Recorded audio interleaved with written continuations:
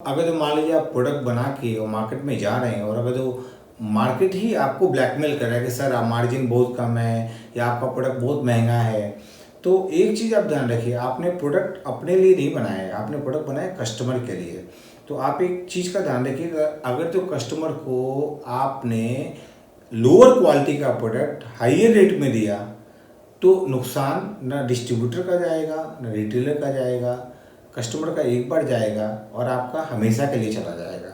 ये जो भी चीज़ है, देखिए ये थंब रूल है, आप अच्छा क्वालिटी बना के मार्केट में देंगे तभी आपका प्रोडक्ट बिकेगा। मार्जिन देखिए एक लेवल की होती है, सबको एक मतलब रिस्पेक्टेबल मार्जिन चाहिए, बट ऐसा ना मार्जिन हो कि वो रिस्पेक्ट कस्टमर की रिस्पेक्ट ना हो, उसको क्वालिटी ख़राब मिले।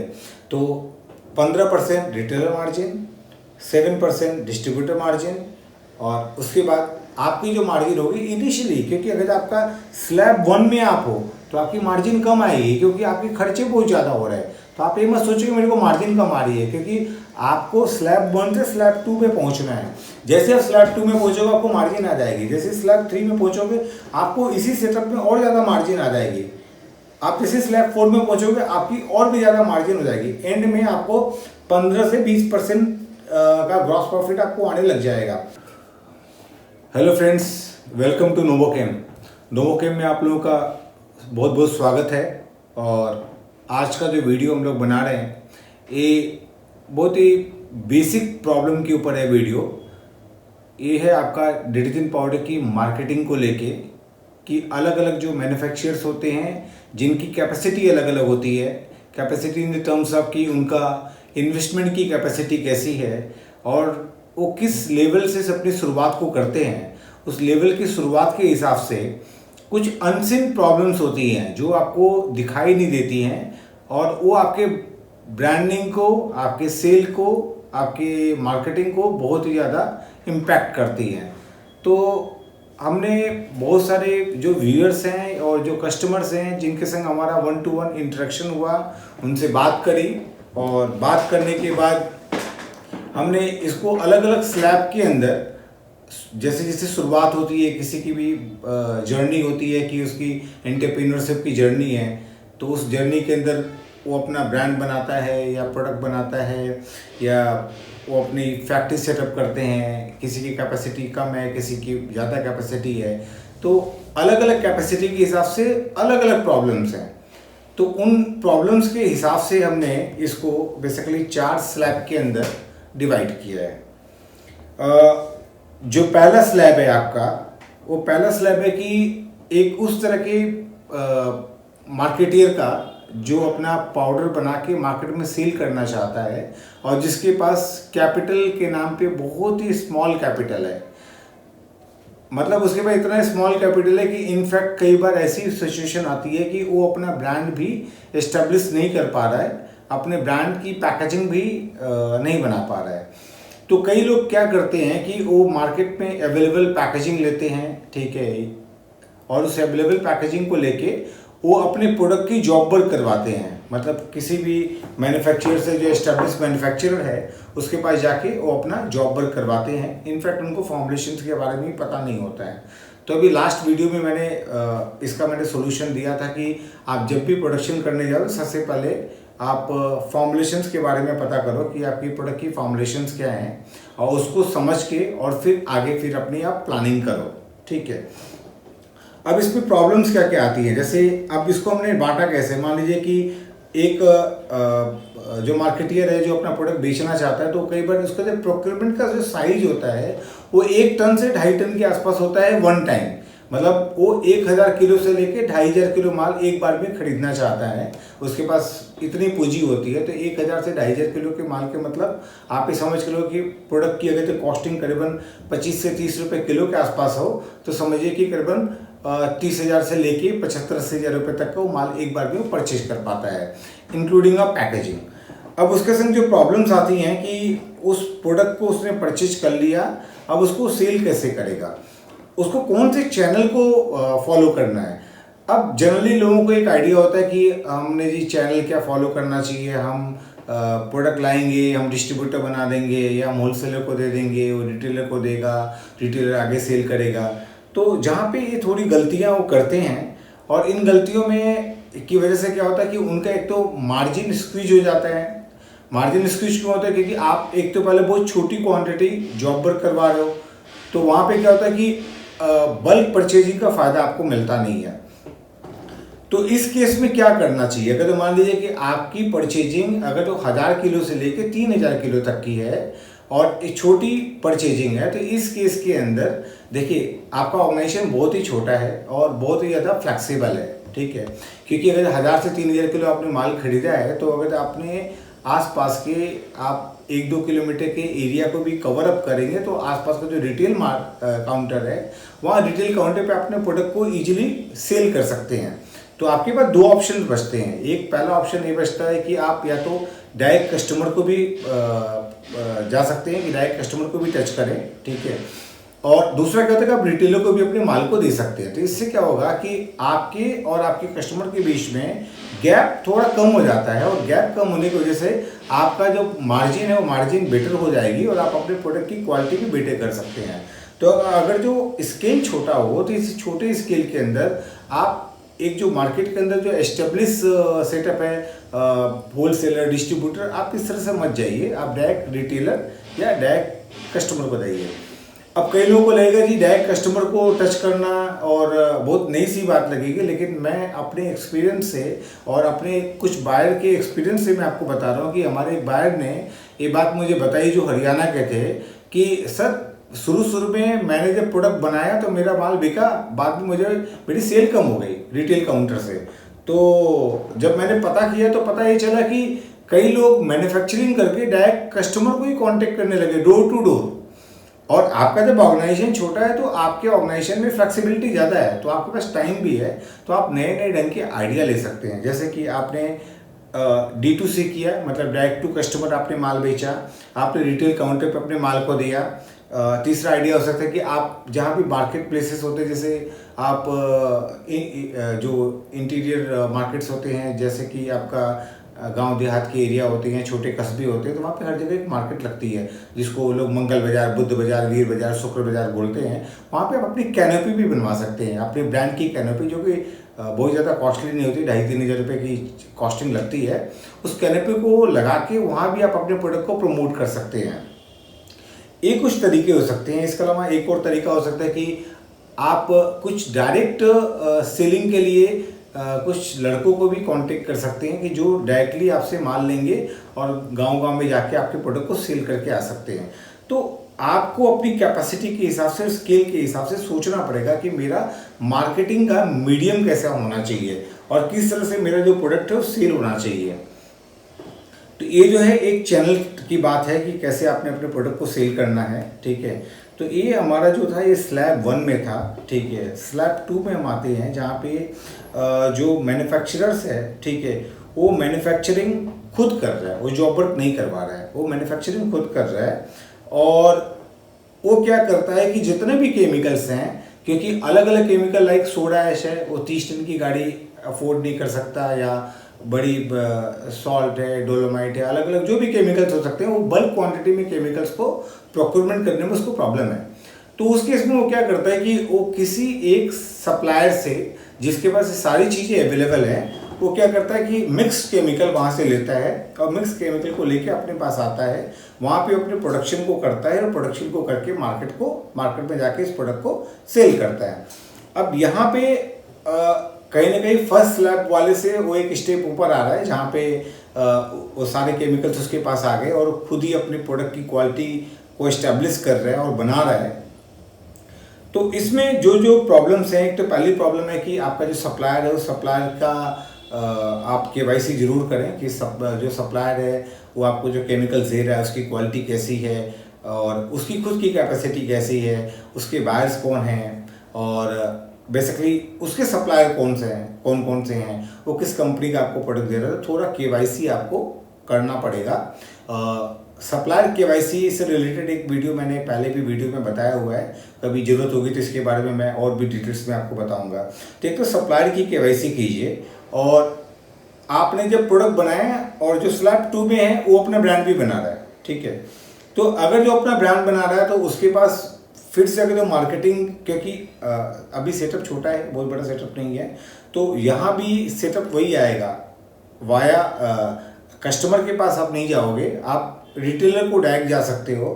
दूसरा ऑप्शन हो सकता है कि आप कोई डिस्ट्रीब्यूटर क्रिएट करें, उसके थ्रू जाएं। लेकिन जहाँ तक डिस्ट्रीब्यूटर क्रिएशन की बात होती है, वहाँ पे आप एक चीज़ का ध्यान रखें, अगर आप बहुत ही इनिशियल स्टेज में इस लेवल पे अगर आप डिस्ट्रीब्यूटर क्रिएट करने जाओगे तो वो डिस्ट्रीब्यूटर आपको काफ़ी प्रॉब्लम भी कर सकता है। क्या क्या प्रॉब्लम करते हैं जनरली, कि जैसे मान लीजिए आपने एक प्रोडक्ट बनाया और फॉर एग्जांपल जो पॉपुलर रेंज में जो एस्टेब्लिश कंपनी है, जिनका अप्रॉक्सीमेटली आप मान के चले कि करीबन 70 रुपये के आसपास की कॉस्टिंग के प्रोडक्ट आते हैं, 70 रुपीज़ MRP का प्रोडक्ट है। आपने अपना प्रोडक्ट बनाया, अपना प्रोडक्ट लेके जब आप मार्केट में जाते हो तो वहाँ पे होता क्या है कि डिस्ट्रीब्यूटर बोलता है सर आपके प्रोडक्ट की प्राइसिंग बहुत ज़्यादा है, इसके अंदर स्कीम नहीं है। तो इस तरह से करके आप कितने दिन का मेरे को क्रेडिट दीजिएगा। आप समझिए कि आपके पास पूंजी बहुत कम है, कैपिटल बहुत ही कम है, बहुत ज़्यादा कैपिटल नहीं है। आप अपना पैसा किसी को ऐसे नहीं दे सकते हैं कि 1 महीने 1.5 महीने या उससे ज़्यादा टाइम के लिए आप अपने पैसे को इन्वॉल्व कर पाएँ। तो इसमें क्या है कि अगर जो आपके पास फॉर एग्जांपल 100 रुपये हैं, तो 100 रुपये को आप 2 डिस्ट्रीब्यूटर को 50-50 रुपये दीजिए, उसके बजाय आप छोटे छोटे रिटेलर्स को डायरेक्टली माल दीजिए। उसमें क्या होगा, एक तो आपका जो पैसा है वो सिक्योर रहेगा, नंबर 1। नंबर 2, आपका प्रोडक्ट ज़्यादा से ज़्यादा मार्केट में फैलेगा। नंबर 3, जब आप मार्केट में जाते हो तो आपको रिटेल काउंटर से आपकी कम्युनिकेशन होते हैं। जब आपके कम्युनिकेशन होते हैं तो आपको इजीली पता चलता है कि मार्केट में हो क्या रहा है। लेकिन अगर आप डायरेक्ट डिस्ट्रीब्यूटर के पास गए तो डिस्ट्रीब्यूटर कई बार अपने पावर का इस्तेमाल करता है। पावर का इस्तेमाल करने का मतलब कि वो मार्केट में बहुत दिनों से है और आप डिस्ट्रीब्यूटर की वजह से मार्केट के पास जा नहीं पा रहे हैं और उनके संग आपका कम्युनिकेशन हो नहीं पा रहा है। तो जो सिचुएशन आपके लिए बड़ी ख़राब बाद में होती है, क्योंकि आपने उसको माल दे दिया, उसने बोला मैं 30 दिन के बाद पेमेंट दूंगा। आप जाते हैं 30 दिन के बाद पेमेंट के लिए, वो कहते हैं सर आपका माल ही नहीं बिका, आपके माल की क्वालिटी अच्छी नहीं है। जबकि आपको पता है आपके माल की क्वालिटी अच्छी है, क्वालिटी अच्छी नहीं है, बाजार में ज़्यादा स्कीम चल रही है, दुकानदार माल ज़्यादा प्रमोट नहीं कर रहा है, तो फिर भी मैं कोशिश करता हूँ। तो आप वापस आते हो, फिर 10 दिन बाद जाते हो, फिर 10 दिन बाद फिर डिस्ट्रीब्यूटर वही स्टोरी बताता है। फिर जब आप 2 बार 3 बार 4 बार 2 महीने 2.5 महीने गुजर जाते हैं, आप थक जाते हो, तो आप कहते हो साहब मेरा माल वापस कर दो। तब डिस्ट्रीब्यूटर थोड़ा सा दबता है और एग्जैक्टली उसने माल तो बेच दिया है, उसके पास गोडाउन में माल पड़ा ही नहीं है। तब क्या होता है, तब डिस्ट्रीब्यूटर जब दबता है तो वो कहता है ठीक है सर कोई बात नहीं, मैं कोशिश करता हूँ, कुछ और डिस्काउंट दे दो। वो आपसे और डिस्काउंट ले लेता है।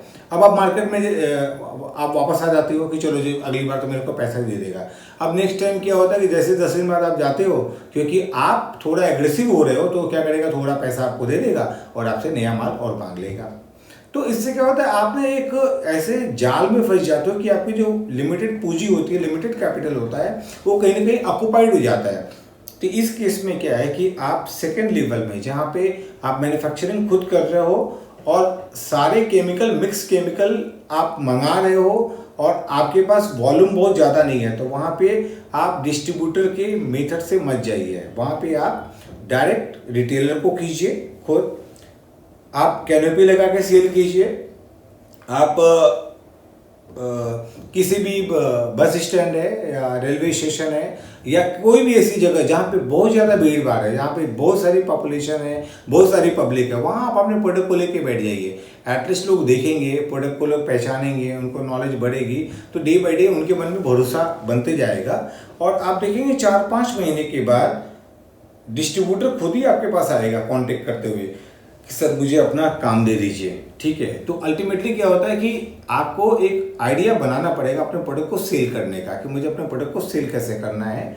ठीक है, तो सेकंड लेवल के ऊपर भी ये जो प्रॉब्लम्स है, इसका भी सोल्यूशन यही है कि आप डायरेक्ट रिटेल और डायरेक्ट कस्टमर और मार्केट प्लेसेस में अपने प्रोडक्ट को प्रमोट कीजिए। आप एक और तरीका जैसे रिटेलर है, वहाँ पे आप खड़े हो जाइए या अपनी टीम को खड़ा कर सकते हैं। वहाँ पे जो भी लोग आते हैं आप उनसे एक कंफर्मेशन करके कि आप प्रोडक्ट को प्रमोट कर रहे हैं, तो क्या है, प्रोडक्ट आप प्रमोट कर रहे हैं, रिटेलर के यहाँ से सेल हो रहा है, तो अल्टीमेटली क्या होगा, इससे आपका जो रिटेल काउंटर है वो भी बहुत ज़्यादा खुश होगा और उसको भी आपके ब्रांड को लेके काफ़ी ज़्यादा मोटिवेशन मिलेगा। तो आपको मार्केट को मोटिवेट करना है, तो इस केस में भी आप इस तरह से ध्यान रखिए और ऐसे आप अपनी वर्किंग को कर सकते हैं। तीसरा स्लैब जो हम लोगों ने देखा, जो मेजरली जो लोग आते हैं, इनका मैन्युफैक्चरिंग सेटअप अपना खुद का लगाते हैं, ठीक है, मशीन इन्होंने खरीद ली है, इन्होंने अपने ब्रांड्स भी बना लिए हैं, और इनका जो केमिकल्स की जो परचेजिंग होती है वो परचेजिंग अप्रॉक्सीमेटली हम टर्म्स पे बात कर रहे हैं कि ये ठीक ठाक क्वांटिटी में अपनी केमिकल्स को परचेज कर रहे हैं। अब इनके केस में क्या होगा कि इनका जो सेटअप है, ये सेटअप थोड़ा मिड लेवल के आसपास का इनका सेटअप आ जाता है। तो इस सेटअप में अगर आप वर्किंग कर रहे हो तो इस सेटअप के अंदर आपका क्या है कि आप मैन्युफैक्चरिंग कर रहे हैं, तो इस सेटअप में आप थोड़ा सा मार्केट सर्वे कीजिए पहले, प्रोडक्ट को लॉन्च करने के पहले, और सर्वे करने के बाद अपने प्रोडक्ट की आप लॉन्चिंग करवाइए, क्योंकि आपके पास थोड़ा हाथ में आपके पास फंड है। तो लॉन्चिंग के तरीके क्या क्या हो सकते हैं? लॉन्चिंग के तरीके हो सकते हैं कि आप पहले मार्केट में देखिए कि डिस्ट्रीब्यूटर कौन है और कौन कौन से प्रोडक्ट का डिस्ट्रीब्यूटर है। तो आप डिस्ट्रीब्यूटर को कैसे चुनेंगे? डिस्ट्रीब्यूटर को चुनने का तरीका क्या होता है? तो चुनने का तरीका आप ये देखिए कि जो डिस्ट्रीब्यूटर है किसी भी एरिया में, उसके पास कौन कौन सी कंपनी का काम है। उसके पास अगर मान लीजिए फॉर एग्जांपल नेस्ले का काम है, मान लीजिए उसके फॉर एग्जांपल उसके पास अडानी विल्मर का काम है, या ऑयल की कंपनी है, किसी अच्छी कंपनी का चाय पत्ती का, टाटा का चाय पत्ती का डील करता है, तो उसके पास अगर तो अच्छे ब्रांड है तो आप उसके संग टाई अप कर सकते हैं। आप उसके पास जाइए, पहले अपने प्रोडक्ट के बारे में बताइए, आप अपनी कंपनी के बारे में बताइए, अपनी प्रोफाइल के बारे में बताइए, और आप उसको अपना पूरा का पूरा एक स्कोप बताइए कि जो मेरा प्रोडक्ट है, इस प्रोडक्ट को मैं कैसे लॉन्च कर रहा हूँ और मेरा क्या आइडिया है। और आप हमेशा ये देखिए कि आपका उसके संग वेवलेंथ मैच कर रही है या नहीं कर रही है। पेमेंट्स की प्लानिंग, जो भी चीज़ें हैं वो पहले इनके संग डिस्कस कर लीजिए। और डिस्ट्रीब्यूटर आपने अपॉइंट किया, मार्केटिंग का आपको सपोर्ट देना है। मार्केटिंग सपोर्ट देने के लिए आपको अपने मार्केटिंग के लड़के रखने पड़ेंगे। उनका अलग अलग डेट के अंदर जहाँ जहाँ भी आपने डिस्ट्रीब्यूटर्स बनाए हैं वहाँ पे वो जाएंगे और वो रिटेल काउंटर्स के ऊपर जाके आपके प्रोडक्ट को प्रमोट करेंगे, और प्रोडक्ट को प्रमोट करके डिस्ट्रीब्यूटर के पास वो टोटल ऑर्डर दे देंगे। डिस्ट्रीब्यूटर का काम है उस प्रोडक्ट को आगे रिटेल काउंटर पे डिस्ट्रीब्यूट कर देना। तो ये जो स्लैब 3 है, यहाँ पे थोड़ा सा कंफर्ट लेवल आता है, लेकिन यहाँ पे भी आपको बहुत ज़्यादा सावधान रहने की ज़रूरत है, क्योंकि यहाँ पे क्या हो रहा है कि आपके पास थोड़े फंड हैं, तो आपका खुद का मार्केटिंग का लड़का मार्केट जा रहा है, तो वहाँ से इन्फॉर्मेशन आपको आ रही है कि मार्केट में किसका प्रोडक्ट बिक रहा है, कौन क्या स्कीम दे रहा है, हमारे प्रोडक्ट की क्वालिटी कैसी है, कस्टमर किस तरह से हमारे प्रोडक्ट के बारे में उसका एक्सपीरियंस किस तरह का है, उसके परसेप्शन किस तरह के हैं। तो इससे आपको थोड़ा सा नॉलेज मिलता है कहीं ना कहीं पे। लेकिन इस जगह पे भी आपको बिल्कुल ही सतर्क रहना है, क्योंकि ये जो जगह है, इस जगह से ऊपर जाने का रास्ता तभी बनेगा जब आप फुल्ली एग्रेसिवली 5-7 मार्केट को बहुत अच्छे ढंग से कर लेंगे। और इनिशियली आप ज़्यादा फैलिए मत, आप अपने आसपास के 50-100 किलोमीटर एरिया को ही पहले कवर कीजिए, क्योंकि अगर आप अलग अलग दूर दूर जगह पे डिस्ट्रीब्यूशन का सेटअप बनाते चले जाएंगे तो आपका जो लॉजिस्टिक कॉस्ट है वो लॉजिस्टिक कॉस्ट आपकी बढ़ जाएगी। तो आपको लॉजिस्टिक कॉस्ट को भी ध्यान रखना है, क्योंकि हमारा जो डिटर्जेंट पाउडर का प्रोडक्ट है, या डिटर्जेंट केक है, या डिशवॉश बार है, ये सारे प्रोडक्ट हैवी होते हैं और लो प्राइस होते हैं। तो इसके अंदर मान लीजिए कि आप अगर 500 किलोमीटर दूर आपने डिस्ट्रीब्यूटर बना दिया और आप देखेंगे तो आपका तो वहाँ पे लॉजिस्टिक कॉस्ट ही 3 रुपये 4 रुपये किलो का पड़ जाएगा, तो आपकी सारी मार्जिन वहाँ पे चली जाएगी। तो अगर जो आपको 200 किलोमीटर 400 किलोमीटर आपने दूर जाना है, तो वहाँ पे आप क्या करो कि आप एक ट्रक लोड की कैपेसिटी पहले डेवलप करो। जब तक ट्रक लोड की कैपेसिटी डेवलप नहीं हो रही है, आप वहाँ तक मत जाओ। आप धीरे धीरे अपने एक सर्किल को बढ़ाते चले जाओ, बिजनेस के सर्किल को बढ़ाते चले जाओ। इस लेवल पे जो मेन इंपॉर्टेंट चीज़ है, आपको काम क्या करना है, एक तो क्या आपके R&D कॉस्ट, आपकी रिसर्च एंड जो आप प्रोडक्ट बना रहे हो, आपका प्रोडक्ट मार्केट में जो दूसरे लोगों के प्रोडक्ट हैं उनसे अलग कैसा है, उनसे डिफ्रेंशिएट कैसा है। बेसिकली इस लेवल पे आपको ज़्यादा एडुकेट करना पड़ेगा अपने कस्टमर को, अपने रिटेलर को, अपने डिस्ट्रीब्यूटर को, अपने मार्केटिंग के लोगों को, और आपको मैसेज देने पड़ेंगे। आप जितना अच्छा मैसेज दोगे उतना बढ़िया मैसेज मार्केट में जाएगा, और धीरे धीरे आपको अपना कस्टमर एक्वायर होने लग जाएगा। और प्रोडक्ट की क्वालिटी अच्छी होगी तो डेफिनेटली आपके रिपीट्स आएंगे और आपका प्रोडक्ट मार्केट में सेल होने लग जाएगा। ये तो था स्लैब 3 के लिए। स्लैब 4 जो हम लोगों ने बनाया है ये उनके लिए है जिनका हाई वॉल्यूम बिजनेस है और जो हर केमिकल्स को अपना ट्रक लोड अपना लेके आते हैं कि मान लीजिए उनको फॉर एग्जांपल 10 से 12 केमिकल्स लग रहे हैं और उसमें कोई ऐसे 8 या 9 केमिकल्स हैं जो ट्रक लोड आते हैं, तो सारे केमिकल्स को ट्रक लोड अपना प्रोक्योरमेंट करते हैं। उनकी फैक्ट्री का सेटअप भी अच्छा है, वो अपनी फैक्ट्री के सेटअप के अंदर अपना प्रोडक्ट बना रहे हैं, मैन्युफैक्चरिंग अच्छी कर रहे हैं। और अब उनका फॉर एग्जांपल ये जो 4 स्लैब है वो मैं कहता हूँ कि एक स्टेट के लेवल का काम करने की बात कर रहे हैं कि मान लीजिए फॉर एग्जांपल अगर जो मैं कहता हूँ कि आप यूपी में हैं या मान लीजिए आप हरियाणा में किसी भी लोकेशन में, तो आप पूरे स्टेट को मतलब हर डिस्ट्रिक्ट को आप कवर करने का प्लान कर रहे हैं क्योंकि आपकी कैपेसिटी अच्छी है, आपके पास कैपिटल भी है और आपके पास सेटअप भी है और R&D अपना सेंटर भी है आपके पास। आपने अच्छी फॉर्मुलेशंस करी है, अपने प्रोडक्ट को बनाया है, अच्छी जगहों से केमिकल्स का प्रोक्योरमेंट मतलब अच्छे सप्लायर से अपने केमिकल का प्रोक्योरमेंट आपने किया है और हर चीज़ बिल्कुल सिस्टमेटिक चल रही है। अब इस केस में जो मार्केटिंग का आपका जो सिस्टम बनता है, जो नेटवर्क बनता है, यहाँ पे आप क्योंकि आप स्टेट में ही काम कर रहे हो अभी आप मतलब इंडिया लेवल पे नहीं काम करो, केवल स्टेट लेवल पे काम करो, तो यहाँ पर आपको हर जगह अपने अपने जैसे आपने डिस्ट्रिक्ट्स बनाए हैं तो अलग अलग डिस्ट्रिक्ट में और आप डिस्टेंस के वाइज अपने डिस्ट्रीब्यूटर्स बनाते हैं, मार्केटिंग के आपके लड़के वहाँ पे इन्वॉल्व होते हैं, डिस्ट्रीब्यूशन के लिए आपकी अपनी खुद की गाड़ियाँ हैं जो माल को मार्केट में छोड़ के आती हैं। इसके अलावा फिर आपका एक लोकल एडवर्टीजमेंट का आपने सिस्टम भी बना के रखा है।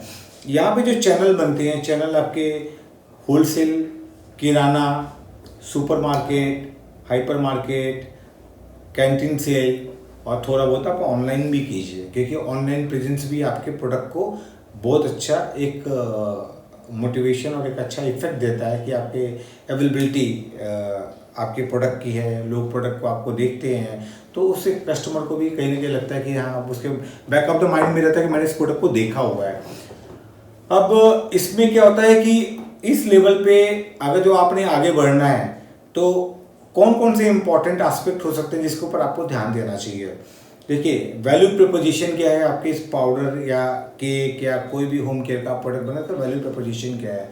इसमें आपका क्लीनिंग और हाइजीन के लिए आप प्रोडक्ट बना रहे हैं तो आपका जो प्रोडक्ट है क्लीनिंग और हाइजीन में किस तरह से वर्क कर रहा है। मैं फॉर एक एग्जाम्पल देता हूँ, मार्केट के अंदर कई ऐसे प्रोडक्ट अवेलेबल हैं अच्छी कंपनियों के जो एस्टेब्लिश ब्रांड हैं उनके प्रोडक्ट अवेलेबल हैं और मैं अगर अपना प्रोडक्ट लेके जाता हूँ तो मेरे प्रोडक्ट के अंदर ऐसा क्या स्पेशल है जिसको मैं हाईलाइट कर पाऊँ, ऐसी क्या चीज़ है जिससे मेरा कस्टमर जो है वो मेरी तरफ आकर्षित हो, उसको इंटरेस्ट बने। बेसिकली आपके पास स्टोरी टेलिंग क्या है।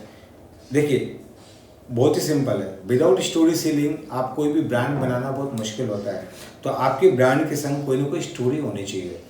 फॉर एग्जांपल अगर जो मुझे अपना कोई ब्रांड लॉन्च करना हो तो मैंने जैसे कुछ फॉर्मुलेशंस बनाई है, मैंने R&D करी है, तो मैंने मार्केट में देखा कि जितने भी एस्टेब्लिश ब्रांड हैं सबके अंदर एक बड़ी कॉमन सी चीज़ आती है कि वो लोग पॉपुलर रेंज के जो ब्रांड है, मैं अभी प्रीमियम रेंज की बात नहीं कर रहा हूँ, पॉपुलर रेंज के जो ब्रांड है उनके अंदर मैंने एक चीज़ देखी है कि सभी ब्रांड के अंदर आप अगर जो देखेंगे, आपने भी कभी फील किया होगा खासकर डार्क कपड़े के ऊपर कि जब भी आप कपड़ा धोते हो तो कपड़े के ऊपर थोड़ी थोड़ी मिट्टी आती है।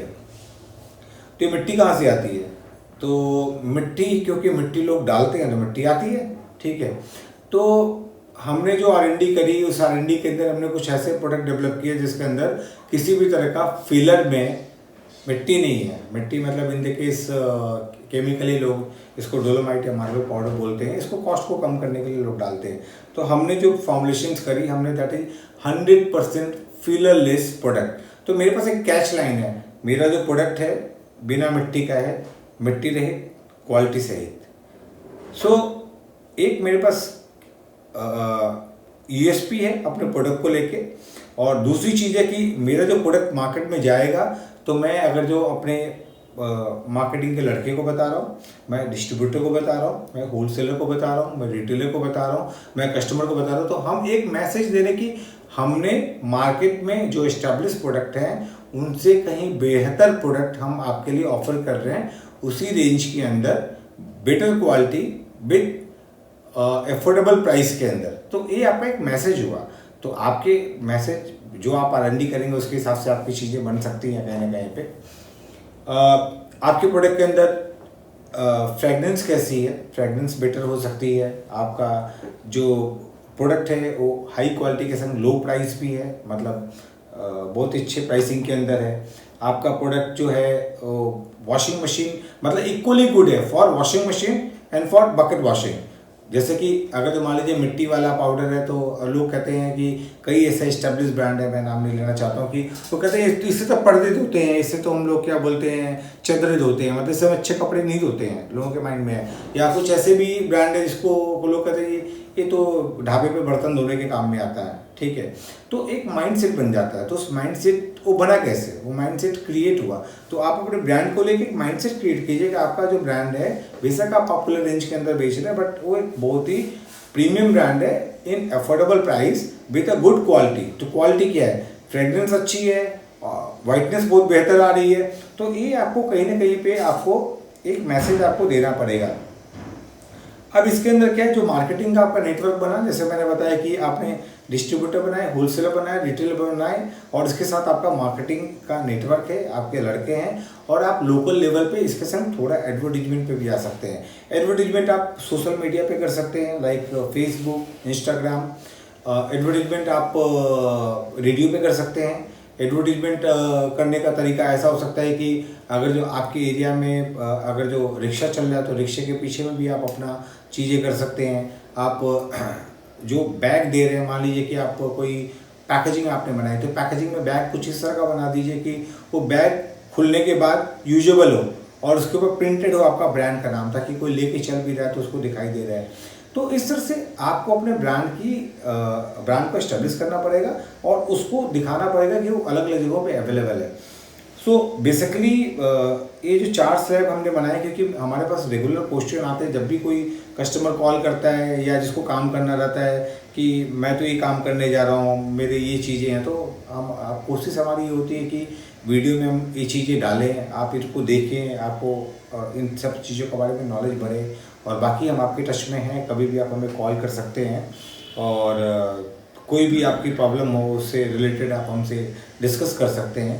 और जो भी चाहे मार्केटिंग रिलेटेड प्रॉब्लम हो आपकी, या आपकी फॉर्मुलेशन से रिलेटेड प्रॉब्लम हो, केमिकल प्रोक्योरमेंट हो, मशीनरी हो, इवन आप अपने प्रोडक्ट का एक्सपोर्ट करना चाहते हैं, एक्सपोर्ट में आपको क्या प्रॉब्लम आ रही है, या अपने प्रोडक्ट को गवर्नमेंट साइट पे सेल करना चाहते हैं, इंस्टीट्यूशन को सेल करना चाहते हैं, इंस्टीट्यूशन में क्या देखना चाहिए, डायरेक्ट कंज्यूमर को सेल कर रहे हैं, मतलब अगर तो कस्टमर तक माल जा रहा है उसमें क्या क्वालिटी होती है, इंस्टीट्यूशन के लिए क्या क्वालिटी होती है, बहुत अलग अलग चीज़ें हैं, बहुत ही ब्रॉड मार्केट है। मुझे भी ध्यान में है, मेरे कस्टमर से भी डिस्कशन चल रहा था, वो भी पीछे आए थे, उन्होंने मुझे बहुत अच्छी बात बताई। हमारा डिस्कशन चल रहा था तो हमने पूछा जी आप अपना प्रोडक्ट कैसे सेल करोगे, तो उन्होंने मुझे बताया कि सर मेरा तो अप्रॉक्सीमेटली 50 से 100 टन मेरा माल बिका पड़ा हुआ है और मेरे पास ऑलरेडी नेटवर्क बना हुआ है। तो मैंने उनसे पूछा जी क्या नेटवर्क बना, उन्होंने बताया कि देखिए सर, मिड डे मील जो आजकल हर जगह स्कूल में चल रही है, तो जहाँ स्कूलों में मिड डे मील चल रही है, खाना बन रहा है, वहाँ भी बर्तन आपके हैं, बर्तन गंदे होते हैं, तो बोले हर स्कूल के अंदर 10 से 15 किलो डिटर्जेंट पाउडर हर महीने लगता है। तो मेरा तो पहले एम है कि मैं अपने 10-10 किलो के पैक बनाऊंगा और पैक बना के हर स्कूल के अंदर मैं पहुंचा दूंगा। इस तरह के उनके पास जो स्कूलों की संख्या है वो मोर देन 4000 है। 4000 स्कूल में अगर जो 10 से 15 किलो भी देते तो समझिए 40 से 60 टन के आसपास आपका माल बिकता है। तो अलग अलग नेटवर्क है, जहाँ भी लोग हैं वहाँ पे मार्केट है। आपको वो एक बार सर्च करना पड़ेगा कि आपका प्रोडक्ट कहाँ बिक सकता है। लॉन्ड्री है, लॉन्ड्री में आपका प्रोडक्ट बिक सकता है। तो बहुत सारे इंस्टीट्यूशन हैं, आइडिया हैं, इसको आपको देखना पड़ेगा और प्रोडक्ट की क्वालिटी को अच्छा बना के आपको अपने मार्केटिंग के नेटवर्क को प्लान करना पड़ेगा। तो बेसिकली ये जो वीडियो था ये उस प्रॉब्लम से रिलेटेड था कि आप अपने प्रोडक्ट को सेल कैसे करें और किस किस लेवल पे सेल करें। तो कंक्लूड करने के पहले मैं एक और भी क्वेश्चन है जो मेरे माइंड में अभी आया है कि मैक्सिमम लोग क्वेश्चन करते हैं कि जब हम अपना प्रोडक्ट सेल करने जाते हैं तो वट एवर जो भी MRP वो लोग रखते हैं अपने प्रोडक्ट का, तो उनके माइंड में होता है कि जो हमारा डिस्ट्रीब्यूशन का या मार्केटिंग का जो चैनल है उसके अंदर जो प्रॉफिट का डिस्ट्रीब्यूशन वो किस तरह से होना चाहिए। मतलब अगर आप रिटेलर को प्रोडक्ट दे रहे हैं तो रिटेलर की कितनी मार्जिन होनी चाहिए, डिस्ट्रीब्यूटर की कितनी होनी चाहिए और उनकी अपनी खुद की मार्जिन कितनी होनी चाहिए। देखिए एक मार्केट के अंदर क्या है कि नॉर्मली डिस्ट्रीब्यूटर की जो रिटेलर की जो मार्जिन होती है वो 15-1% के आसपास होती है और डिस्ट्रीब्यूटर की मार्जिन अराउंड 7% के आसपास होती है। अब अगर तो मान लीजिए आप प्रोडक्ट बना के और मार्केट में जा रहे हैं और अगर तो मार्केट ही आपको ब्लैकमेल कर रहा है कि सर आप मार्जिन बहुत कम है या आपका प्रोडक्ट बहुत महंगा है, तो एक चीज़ आप ध्यान रखिए, आपने प्रोडक्ट अपने लिए नहीं बनाया है, आपने प्रोडक्ट बनाया कस्टमर के लिए। तो आप एक चीज़ का ध्यान रखिए, अगर तो कस्टमर को आपने लोअर क्वालिटी का प्रोडक्ट हाइयर रेट में दिया तो नुकसान ना डिस्ट्रीब्यूटर का जाएगा ना रिटेलर का जाएगा, कस्टमर का एक बार जाएगा और आपका हमेशा के लिए चला जाएगा। तो इसलिए आप इस चीज़ पे हमेशा टिके रहिए कि भाई मैं खुद जाके बाल कस्टमर के घर पे डोर टू डोर बेच के आऊँगा, लेकिन मैं कस्टमर को धोखा नहीं दूंगा। तो जो मार्केट के अंदर एस्टेब्लिश एक सेटअप है मार्जिन का, आप उसको लीजिए कि रिटेलर को 15% देना है, डिस्ट्रीब्यूटर को 7% देना है, 22%। मैं अगर जो किसी एस्टेब्लिश कंपनी का प्रोडक्ट 70 रुपये MRP का, तो भाई 70 रुपये MRP मैं भी रखूँगा। अब कोई कहता जी 70 रुपये में अगर तो आप रखोगे तो आपका प्रोडक्ट कोई क्यों लेगा, एस्टेब्लिश प्लेयर का लेगा। आप वहाँ पे एक स्कीम बनाओ ना, 10 रुपये की एक स्कीम बनाओ कस्टमर के लिए। आप वहाँ पे बाजार के सामने मत झुको, आप उनको ज़्यादा मार्जिन मत दो, आप अपनी क्वालिटी बनाओ और कोशिश करो कि आपकी क्वालिटी कस्टमर तक पहुँचे। थोड़ा समय लगेगा लेकिन वो कस्टमर आपसे रिपीट मांगेगा। जैसे ही कस्टमर रिपीट मांगता है ना मार्केट में, तो क्या होता है कि वो दुकानदार डिस्ट्रीब्यूटर को बोलता है, डिस्ट्रीब्यूटर आपको बोलता है। इनफैक्ट डिस्ट्रीब्यूटर को छोड़ दीजिए, जिस दिन 4 कस्टमर आके उसकी दुकान पे और आपका ब्रांड मांग लेंगे ना, उस दिन दुकानदार खुद ही आपको कॉल करेगा, साहब मेरे को माल चाहिए। आपके पैकेट पे पीछे देख लेगा, आपके अगर जो मान लीजिए कि पैकेट पे अगर आपके फ़ोन नंबर ना लिखे रहे, कस्टमर केयर पे खाली ईमेल आईडी भी लिखी रहेगी ना, तो आजकल बहुत ज़्यादा लोग स्मार्ट हो गए हैं, लोग अपने स्मार्टफोन से आपको मेल भी कर देंगे। तो बेशक वो ज़्यादा इंग्लिश लिखे ना लिखे, लेकिन आपके पास डिटेल्स पहुँच जाएगी इस चीज़ के लिए। तो मेरा कहना यही है कि, और मैं जो आपको बता रहा हूँ ये सारी चीज़ें मैं अपने एक्सपीरियंस से बता रहा हूँ, मेरा खुद का एक्सपीरियंस है, मेरा खुद का नॉलेज है और एक सारी चीज़ें मैंने खुद डेवलप करी है और मेरे बहुत सारे कस्टमर ने डेवलप करी है जो आज की डेट में एस्टेब्लिश वे में काम कर रहे हैं। और ये जो इन्फॉर्मेशन है ये उन लोगों के पास की भी है जो लोग इन चीज़ों को नहीं करके फेल भी हुए और फिर से उन्होंने अपने आप को डेवलप किया। तो ये जो भी चीज़ है, देखिए ये थंब रूल है, आप अच्छा क्वालिटी बना के मार्केट में देंगे तभी आपका प्रोडक्ट बिकेगा। मार्जिन देखिए एक लेवल की होती है, सबको एक मतलब रिस्पेक्टेबल मार्जिन चाहिए, बट ऐसा ना मार्जिन हो कि वो रिस्पेक्ट कस्टमर की रिस्पेक्ट ना हो, उसको क्वालिटी ख़राब मिले। तो 15% रिटेलर मार्जिन, 7% डिस्ट्रीब्यूटर मार्जिन और उसके बाद आपकी जो मार्जिन होगी इनिशियली, क्योंकि अगर आपका स्लैब 1 में आप हो तो आपकी मार्जिन कम आएगी क्योंकि आपके खर्चे बहुत ज़्यादा हो रहे हैं। तो आप ये मत सोचो कि मेरे को मार्जिन कम आ रही है, क्योंकि आपको स्लैब 1 से स्लैब 2 पे पहुंचना है। जैसे आप स्लैब 2 में पहुंचोगे आपको मार्जिन आ जाएगी, जैसे स्लैब 3 में पहुंचोगे आपको इसी सेटअप में और ज़्यादा मार्जिन आ जाएगी।